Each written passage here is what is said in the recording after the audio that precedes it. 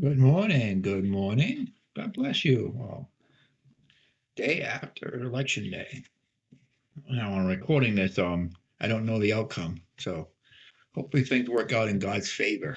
So I'll pray in that direction. Right now I'm recording this on election day. And dear Heavenly Father, I just praise you and I thank you so much for the opportunities we're allowed to have in this country. And we can go and vote for our leaders.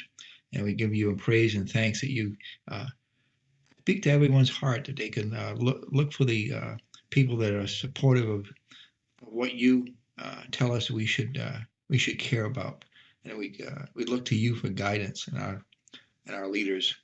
We give you all the praise and thanks in Jesus' precious name. I pray. Amen.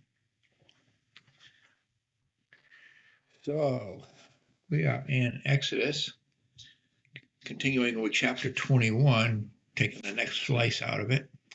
And I call this one the laws regarding servitude. So finishing up servitude and talking about this time. We talked about the male servants yesterday. We're going to talk a little bit more about the female servants today. And then about some rules about violence we'll be getting into. And violence will start today and actually continue for most of the rest of the. We'll touch base on this idea of the. Realize we're talking about a time frame where we really didn't have a lot of law and order set up in government. Law and order was pretty much non-existent when it came to, like, there was no police. Uh, there were armies, particularly in some of the government agencies that did as you perform justice. But right now, in this particular time frame, we got the entire nation of Israel out in the middle of the desert, and they're getting their guidance from God directly through Moses. And they don't have necessarily any kind of a law and order. There's no constitution yet or anything along that lines. That's where a lot of this moral law comes in. So that some of this is kind of self-explanatory, but God wanted to make sure that they had a guideline to go by. And not only for the idea of judgment, but also for us to understand what God suggests in the way of us conducting our lives. I think that's an important thing, to see what God sees as being right and wrong. And that gives us a good place to start with for ourselves, even though we can't meet all the requirements of the law perfectly. And God knows that. And that's why, but He gives us a rule stick to measure ourselves against. So keep that same picture. So pretty much you got Moses up there in front of all the people, and he is explaining all these different laws to the people. Now, the fact that he's got some blood there in a bowl, that's going to be later on. This particular picture covers pretty much from chapters 20 through 24. So we're going to get into the whole idea of the sacrifice later on. So I'm sure that's what he's doing there. It has to do with the sacrifice. But right now, he's just giving the different judgments to the people. So let's get some verses over here.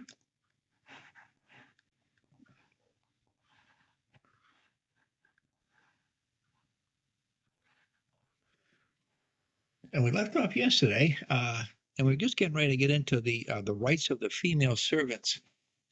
And this includes daughters. I started to say about daughters.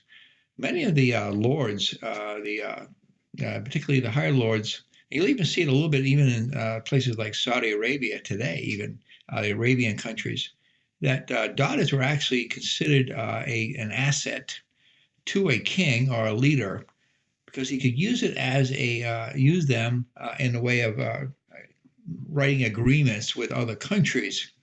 And I know it doesn't sound very, but it's basically the arranged marriage kind of a atmosphere. It's still used to this day in some countries. India, I believe, still does arranged marriages, where a father will talk to the father of a young man, and they'll come up with an arrangement to give their daughter to the son of another world leader. And this sets up a nice environment for the two leaders to be able to conduct business. And I'm sure that I know there's probably ladies listening going, "Oh, I would never go for that," but that's the way it was back then. And You could actually be, you heard the old saying that you could marry a prince. Oh, that's what typically we're talking about here. Good example is Solomon. Solomon was well desired by many ladies of the old world. That's why he had so many wives. He had over 1,000 wives, I think it was, like 600 wives and like 400 concubines, which he wasn't supposed to do. But every world leader wanted his favor, and every time they would come, they would offer him another bride. I don't really know how many he really actually considered wives that actually bore children for him, but it doesn't really. The Bible doesn't go into detail on that part, because God still believes in one man, one woman for one life. I like that saying: one man for one woman for one life. But in this time frame, we're going to see that's not necessarily so. So let's get off here in verse 7. And if a man sell his daughter to be a maidservant, she shall not go out as a manservants do. And I know this sounds bad, sell her. This is a strange verse. Nehemiah 5:5 kind of helps a little bit in this area. Yet now our flesh is as flesh of our brethren, our children as their children, and lo, we bring into bondage our sons and our daughters to be servants, and some of our daughters are brought unto bondage already. Neither is it in our power to redeem them, for other men have our lands and vineyards. So this is the idea of the betrothal. When a man would sell, they called it selling, but it's more like a betrothal, where the woman was given in return for favors to some other person, and she would be obligated to that family. And it could be at a very young age where the girl would actually grow up with that family and get used to them. And then at some point, the father of that family would have her marry one of her sons. So that's kind of what we're going to be talking about here a little bit. So this is a strange verse in our culture, but here are some commentaries on the selling of a daughter. It's not the same as being a slave, but more of a betrothal, but done at an early age to allow the girl to get used to the family. A theologian by the name of Kaiser says, refers to a girl who is sold by her father, not for slavery, but for marriage. Then another theologian, Cole, probably the origin of the custom was the same in either case, to avoid paying a higher bride price at a later age. In other words, they would do it early, so they would pay less if the girl was sold prior to marriage age, because once they reach marriage age, then the price is more expensive. At a later age, and to rear the future daughter-in-law within the family, ensuring that she fitted in.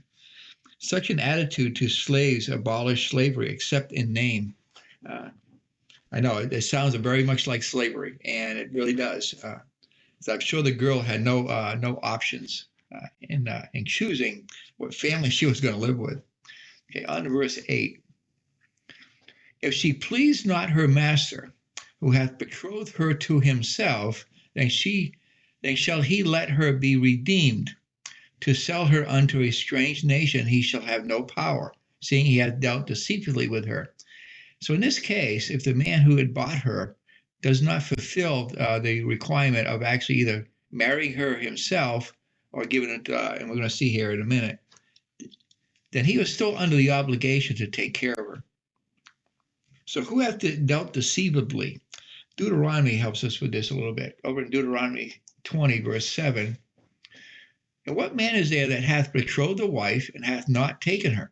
Let him go and return unto his house, lest he die in the battle, and another man take her.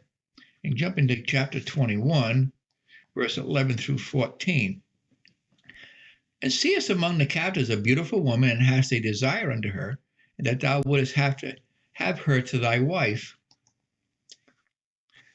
Then thou shalt bring her home to thine house, and she shall shave her head and pare her nails.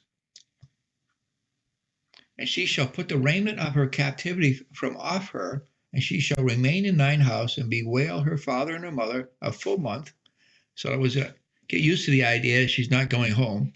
And after that thou shalt go in unto her, and be her husband, and she shall be thy wife. And it shall be, if thou have no delight in her, then thou shalt let her go whether she will, but thou shalt not sell her at all for money. So in this case, if you took her as a wife, you could not then go ahead and sell her like a slave. Thou shalt not make merchandise of her, because thou hast humbled her. Whenever you see the word humbled, it usually means that they had intercourse and that she's no longer a virgin. A woman who was not a virgin anymore was of less value to possibly remarry once defiled. As we read through the Old Testament, the dealings God did not intend with the treatment of women. Jesus did a lot for women as we get to the New Testament. When you see examples of the women at the well or one caught in adultery, you can see the compassion of how he treated them with a greater love, even though they had sinned. I can see men of that period culturally did not treat them as God had intended. Since Jesus is the one giving the law, but like many of us who give into the flesh, we are no different. And one man, one woman for one life is my advice to any young couple looking at marriage. And stay a virgin until marriage. You will be much more blessed than if you were not. And I see this as a really important thing that I've realized in my life that, boy, if we could just get back to the basics of courtship and trying to stay pure until marriage, I think that would be a lot more successful marriages. And they both come from the same background too, particularly if if you're a Christian, then you should be looking for a Christian woman, and you'll do much better if you both believe the same way. Okay, back to Exodus, verses 9 through 11. And if he had betrothed her unto his son, he shall deal with her after the manner of daughters. So once he took her upon himself, even if there was money exchanged, she becomes like a daughter to him, not necessarily like a slave. If he take him another wife, her food, her raiment, and her duty of marriage shall not be diminished. So say he decides that he doesn't want her as a wife, but she still lives in the house there with them, and he goes on to marry someone else, she should get all the same things that she deserves according to if she was married to him. Verse 11, and if he do not these things thee unto her, then she shall go out free without money. So she won't be sold to anyone else and should be allowed to leave. So betrothal her unto, and we got some other examples of this in Exodus 22:17. If her father utterly refuses to give her unto him, he shall pay money according to the dowry of virgins. So he's still responsible, the fathers of the young ladies, to give a dowry. In Genesis 38:11, then said Judah to Tamar, his daughter-in-law, remain a widow at thy father's house till Shelah my son be grown. But he said, lest peradventure he die also, as his brethren did. And Tamar went and dwelt in her father's house. This is a very interesting story. Tamar ended up not ever. Her husband had died, and under the rule of the Levirate marriage, the brother of her deceased husband was required to come under her and give her and marry her, and give her a child, so that the name would continue of his brother. And that was a requirement. We're going to see if we get to Deuteronomy. But that's another rule that Moses implemented to ensure that the tribes of Israel continued. But Tamar ends up doing something very trickily because in this case it was Judah did not follow through to what he said he was going to do. We went through that when we were in Genesis, if you remember. Okay, Leviticus 22:13 also.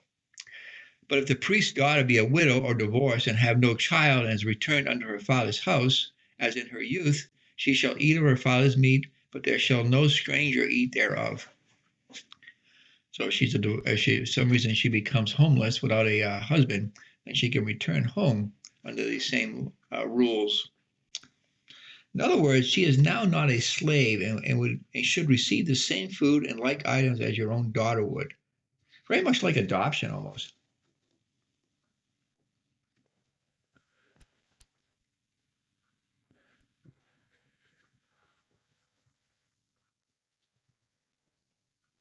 when it mentions there her food, she's talking about her flesh.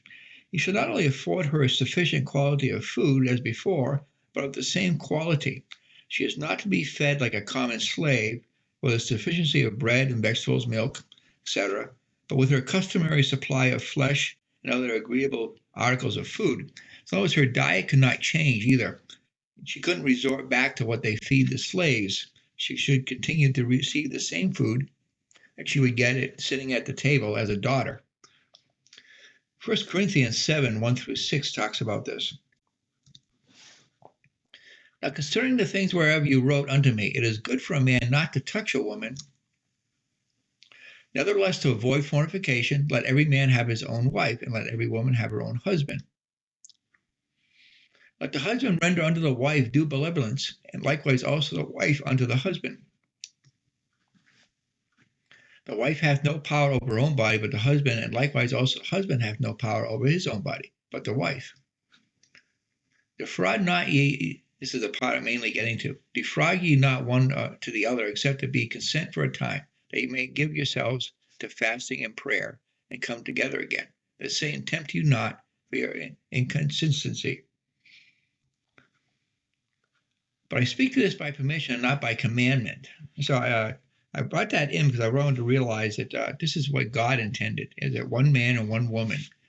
This idea of a lot of this stuff that happened during this particular culture was mainly because of the realization that they were heading into a land where this was very common.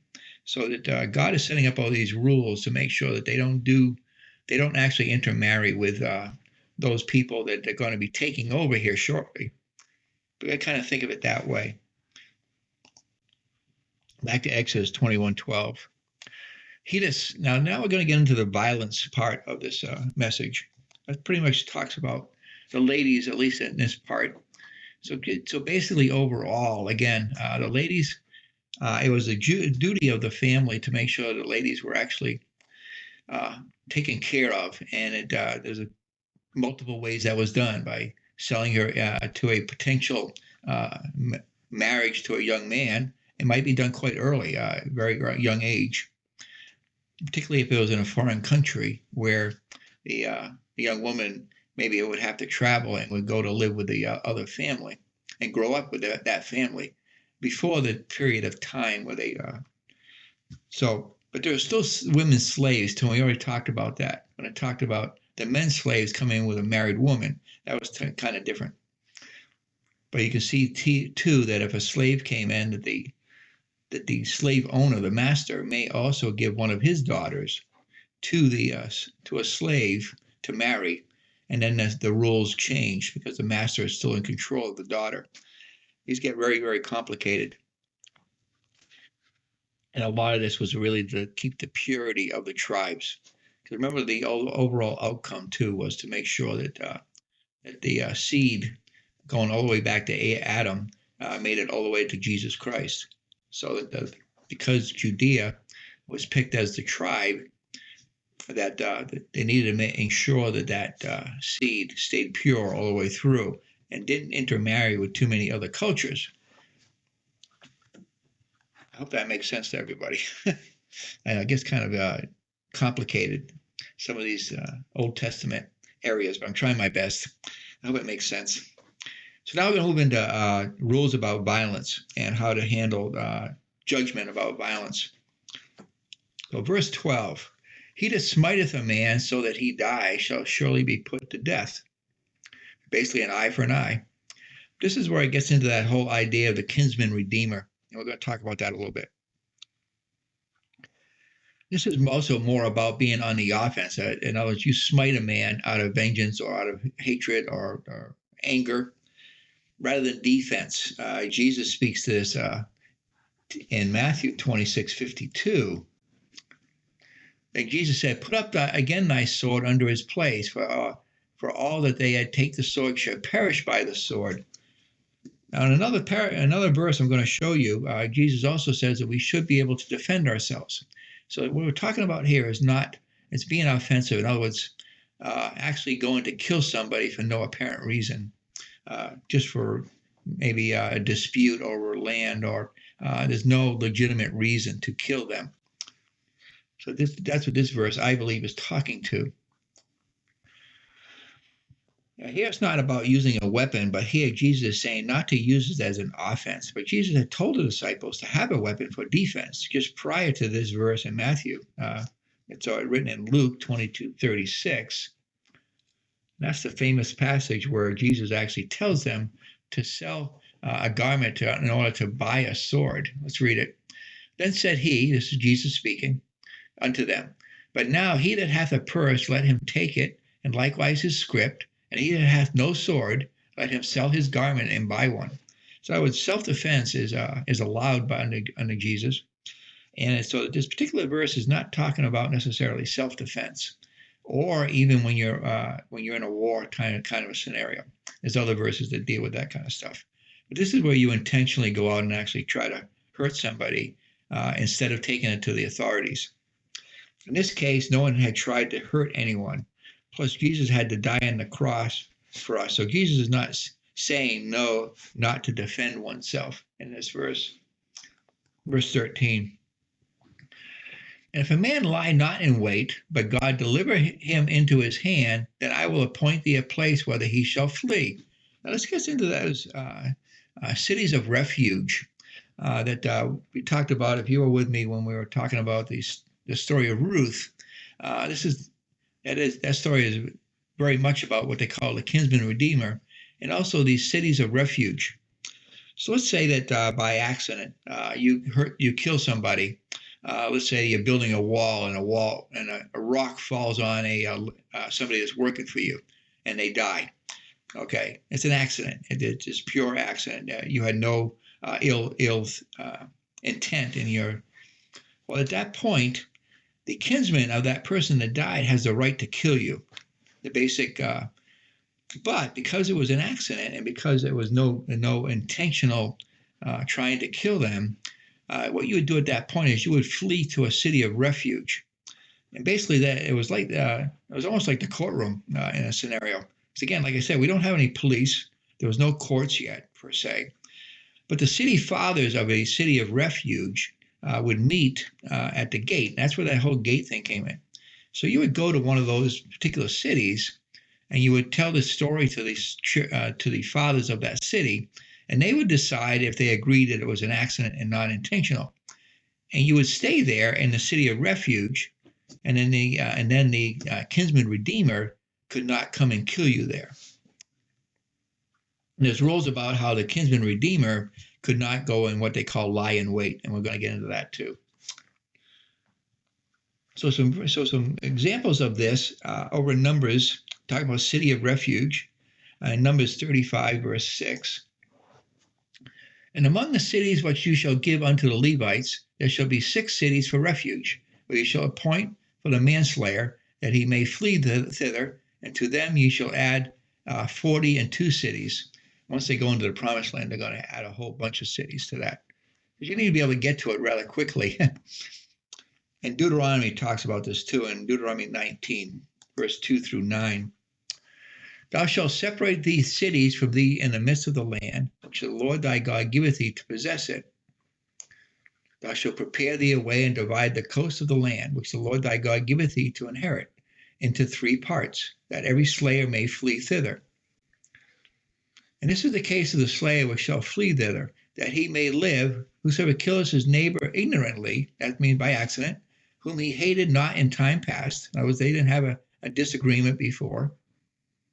And when a man goeth into the wood with his neighbor to hew wood, and his hand fetches a stroke with the axe to cut down a tree, and the head slipped off from the helve, and lighten upon his neighbor that he die, he shall flee unto one of these cities and live.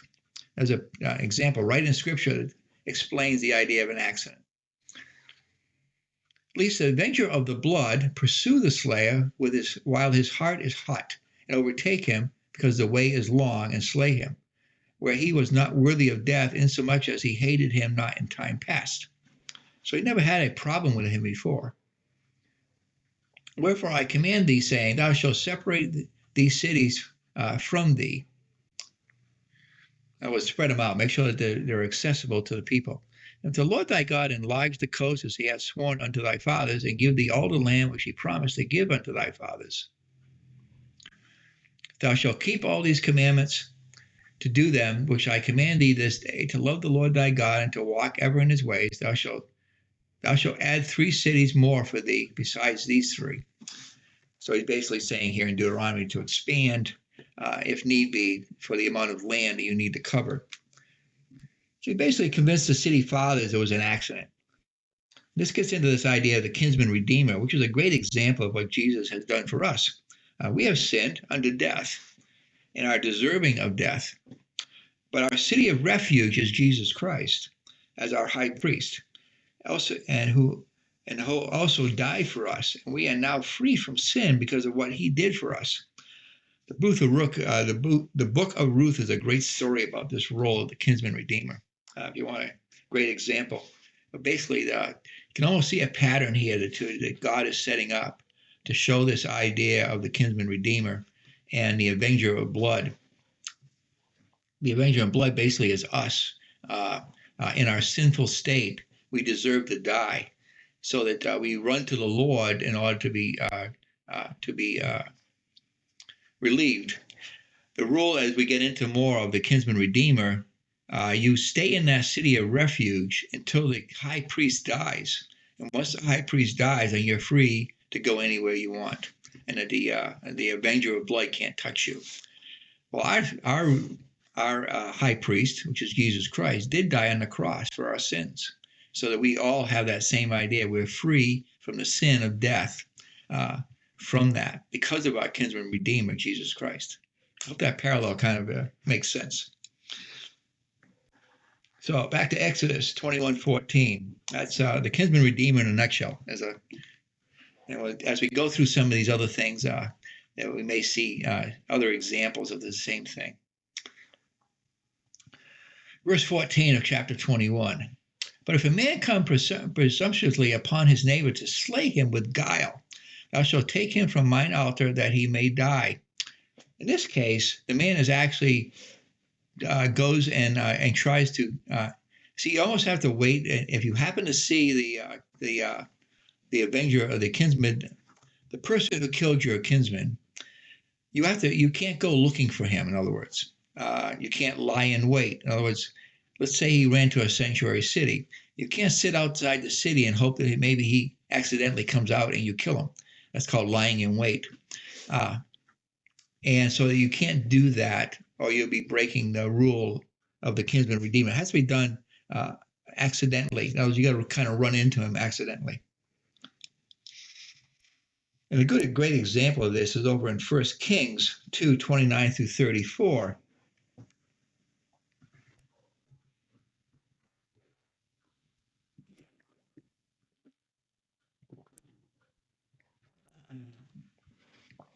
Now it was told King Solomon that Joab was fled unto the tabernacle of the Lord, and behold, he was by the altar. And Solomon sent Benani, the son of Jehoiada, saying, Go, fall upon him. Fall upon him means to kill him.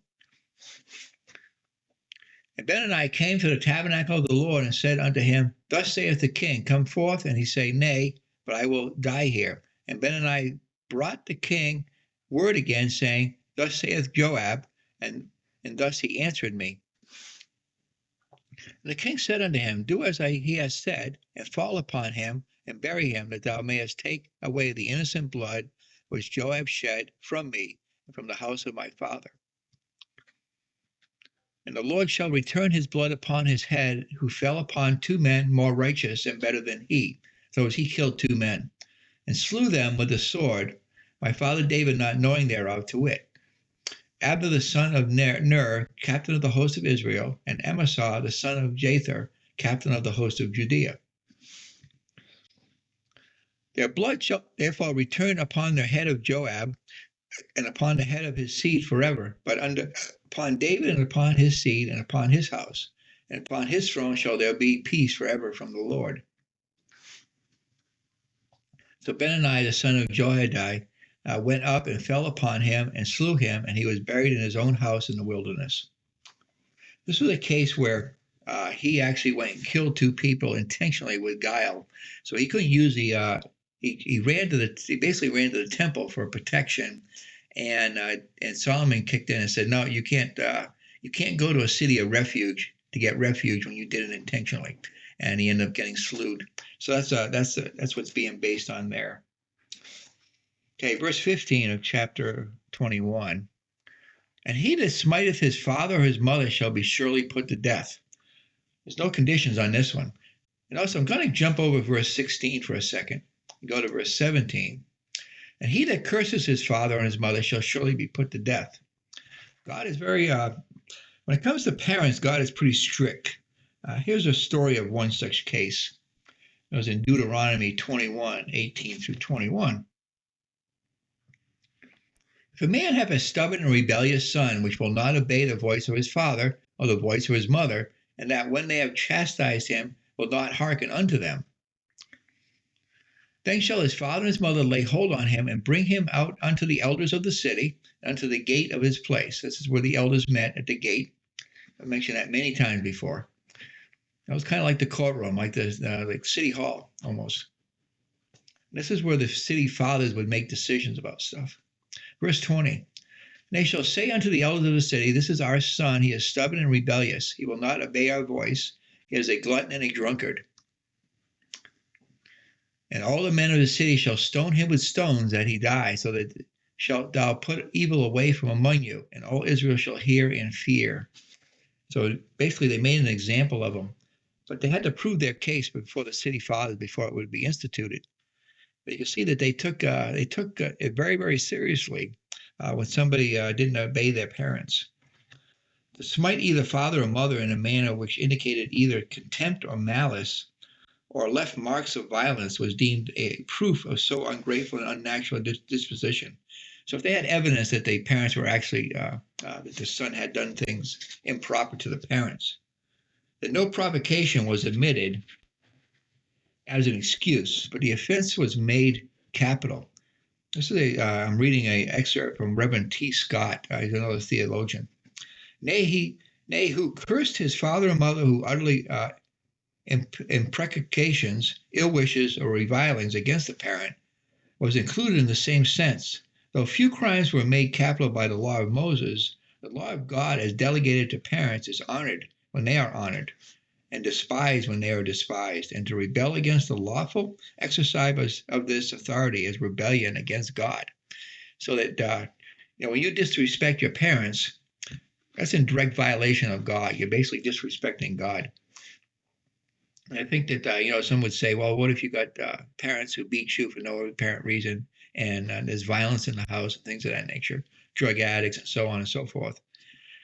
Well, that basically that God would take care of them in such a way that would be, I know that those types of things, again, self-defense is always allowed. So if they're beating you for no apparent reason, that's one thing. But to actually dishonor them when they're trying to do what's best for you, then that's God takes that seriously.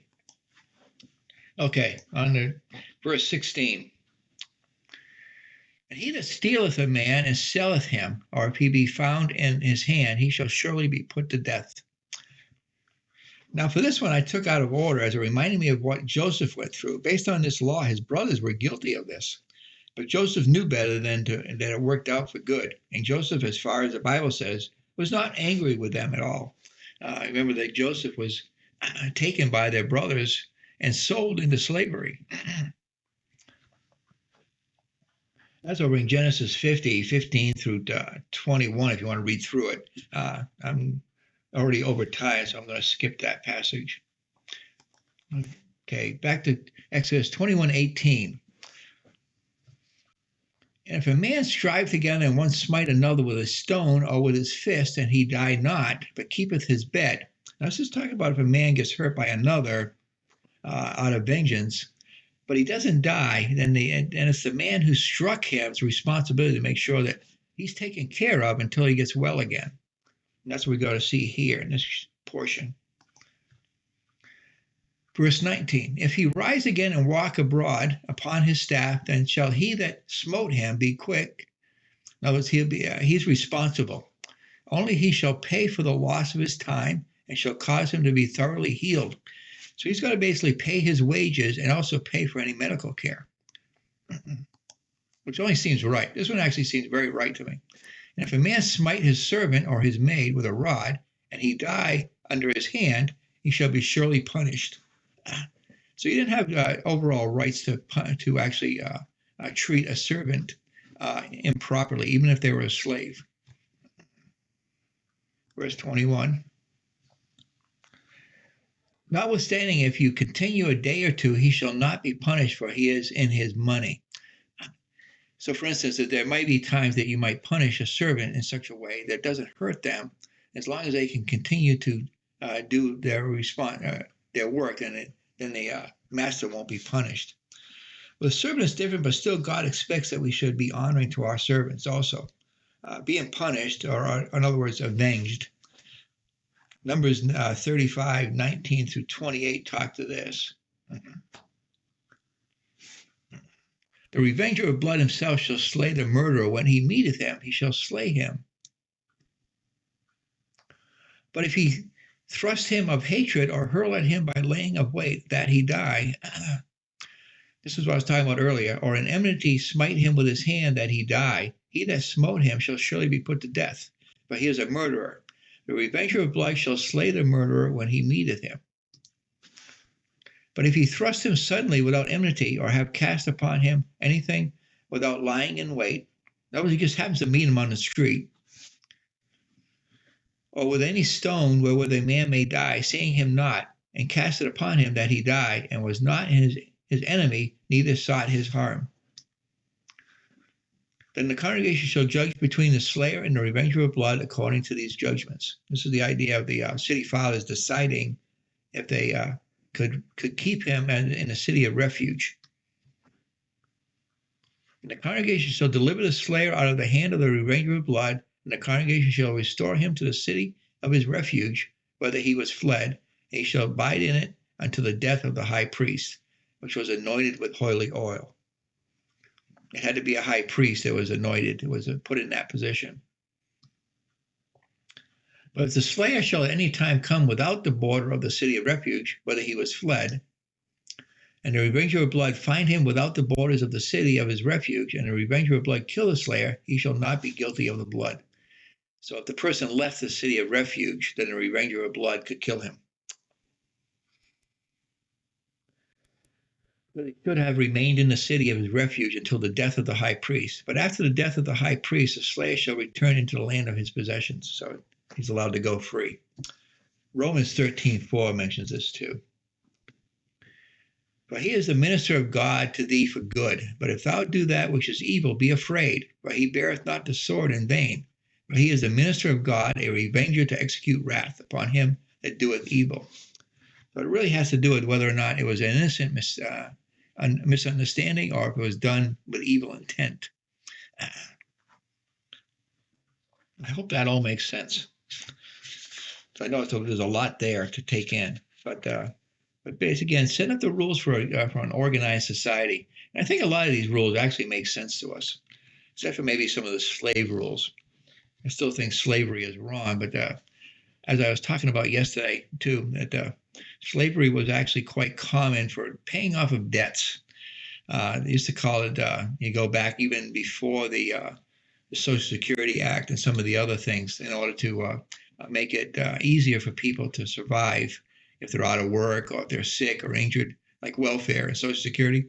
You go back to like the 1800s, they used to have a thing called the poorhouse. And the poorhouse was basically someplace you went where if you didn't have any money, you would go there and basically work for your living, and you're somewhat of a slave to the house. So same similar idea. Of course, I'm not condoning any kind of slavery like what happened, way back in our history in America. Of course, that was wrong, because we would actually intentionally go to another country and take people for no apparent reason. Another common use of slavery, though, is when one country took over another country. The people of the country that was captured became slaves to the other country. That was very, very common also. So it's a long history. But here God is trying to set up rules about those kind of things, because it's going to happen to the Jewish nation as they go forward, as we already know when we get into things like judges and kings and the different wars going on. There's going to be a lot of this going on. So God here is basically telling them the rules they need to follow when it comes to this kind of stuff. Okay, so that's it for today. And with a word of prayer. Thank you, Lord. Thank you so much for helping us to understand some of this stuff that we know is coming in the future, and it gives us a background also in how that we are dead to our sin, and that through Jesus Christ, our kinsman redeemer, we give you praise and thanks for this opportunity to for us to be able to pay our debt, and that we can go to a city of refuge that you provided for us. We give you praise and thanks in Jesus' precious name. I pray, Amen. Okay, you guys have a great day, and we will talk again tomorrow.